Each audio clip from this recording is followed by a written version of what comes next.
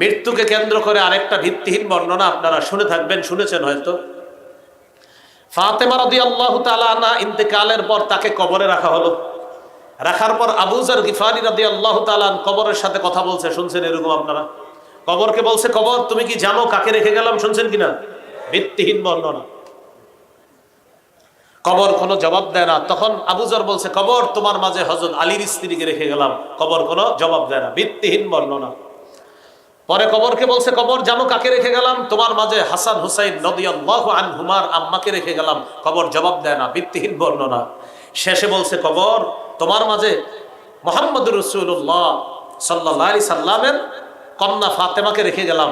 কবর কোনো জবাব দেয় না। শেষে কবর জবাব দিছে কি, আবু যর আমাকে এইগুলা বইলা লাভ নাই। চোখের পানি আটকাতে পারেন না, চিৎকার মেরে মেরে আল্লাহ আল্লাহ বলে ডাকেন।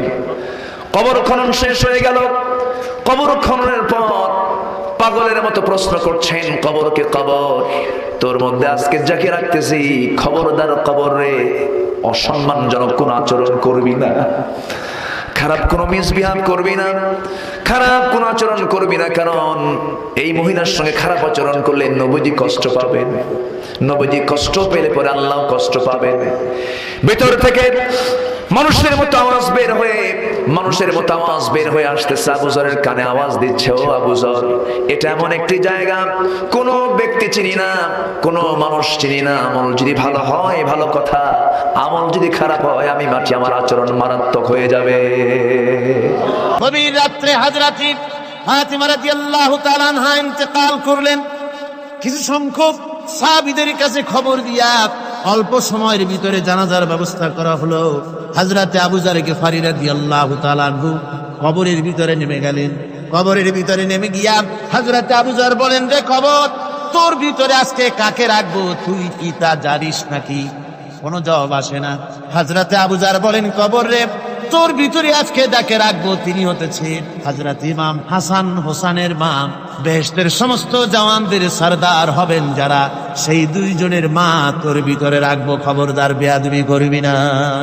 কোনো জবাব না পেয়ে হযরত আবু যর বলেন, ওগো কবরের মাটি, তোর ভিতরে কাকে রাখবো কি জানিস? আসাদুল্লাহিল গালিব, দুনিয়ার সমস্ত কাফেরদের বিরুদ্ধে আল্লাহ রাব্বুল আলামিন যাকে বাঘ বানিয়ে পাঠালেন, সেই হযরতে আলী, তার স্ত্রী রেখে যাব, খবরদার বেয়াদবি করবি না। কোনো জবাব আসে না। হযরতে আবু যর বলেন, কবরের মাটি, তোর ভিতরে যাকে রাখবো তিনি হলেন খাতুনে জান্নাত, বেহেশতের সমস্ত মহিলাদের সরদারিনী হবেন যে ফাতেমা, তারে রেখে যাব, তোর ভিতরে খবরদার কোনো বেয়াদবি করবি না।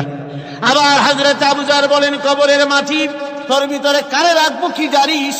তোর ভিতরে আজকে যাকে রেখে যেতেছি তিনি হলেন আখেরি জামানার পয়গম্বর বিশ্বনবী জনাবে মুহাম্মদুর রাসূলুল্লাহ সাল্লাল্লাহু আলাইহি ওয়াসাল্লামের কলিজার টুকরা মা ফাতেমাকে তোর ভিতরে রাখবো, খবরদার কবরের মাটি বেয়াদবি করবি না। কিতাবে এসেছে হযরতে আবু যরকে বাড়ি শুনতে পেলেন,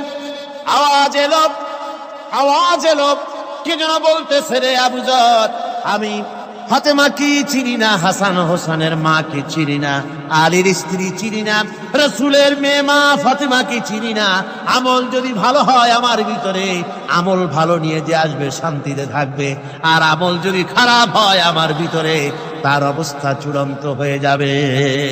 আচ্ছা, একজন সাহাবীর কি দরকার কবরকে এগুলা বলা আর কবর পাল্টা জবাব দেওয়া দরকারটা কি বলেন? এটা ভিত্তিহীন বর্ণনা। আমি জানি এটা ম্যাক্সিমাম লোক শুনছেন এই বর্ণনা, এটা ভিত্তিহীন। তাহলে ফাতেমা রাদিয়াল্লাহু তাআলা আনহাকে মৃত্যুর পর কবরে রেখে আবু যর গিফারি কবরের সাথে কথা বলেছেন, এটা অশুদ্ধ বর্ণনা, ভিত্তিহীন বর্ণনা। তাহলে আমরা এমন একটা জীবন দরকার, অশুদ্ধ আর বিশুদ্ধ পার্থক্য করে বিশুদ্ধটা গ্রহণ করা, অশুদ্ধটা বর্জন করা, এই মানসিকতা আছে সবার। আল্লাহ তৌফিক দান করুন।